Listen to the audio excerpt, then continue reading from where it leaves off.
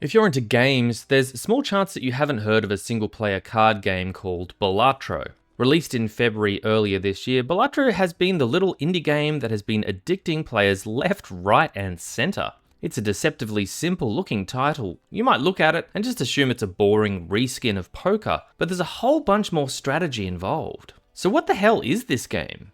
Well, poker is definitely a critical part. The idea is to earn a set amount of chips. The amount is called the blind, which starts at 300 in the very first round and goes up every round afterwards. You get dealt 8 cards and you can combine them in whatever way you want to create a poker hand. A pair, 3 of a kind, a straight, a flush. Each card you play generates an amount of chips and the combination sets a multiplier. For example, a pair of 7s will give 7 chips each card, so 14 chips total.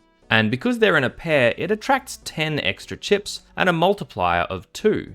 So 14 plus 10, and multiplied by 2 gives you a total of 56 chips for that hand. Higher quality combos like straights, flushes, 4 of a kinds gives you higher multipliers, but of course can be potentially harder to pull off. You get 5 chances to combine your hand to gain more chips and get to the blind total. If you pass the blind, you move on to the next round, and of course if not, it's game over. The cool thing is you can upgrade your chances of gaining chips by a few different strategies. By winning past the blind, you get a few dollars each round, which you can spend on different cards in the shop. Stack your deck with extra aces or extra kings to score higher chips. Buy upgraded multipliers for your favorite poker combo. Suddenly a pair is being multiplied by 3 or 4 instead of just 2. You can imbue your cards with special abilities like giving higher chip levels or multipliers when they show up in your hand. And the final puzzle piece to maxing out your chips is the Joker cards. Balatro is a Latin word meaning a jester or a professional fool, essentially a joker.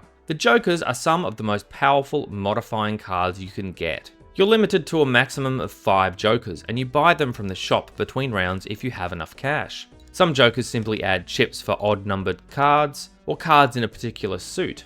Other jokers up your multiplier for specific hands. The real key is to stack your jokers to your advantage.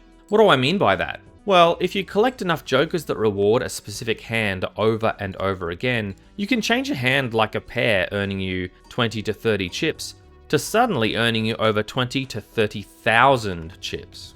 So there becomes an addiction to stacking your jokers and base stats as highly as you can. If you pick your jokers carefully, rewarding a particular poker combo well, while upgrading the base multiplier with these cosmic cards, you can start smashing blinds and easily in the first hand. To add a little spice, every third blind is a boss blind, and each boss has abilities that can limit your earning potential.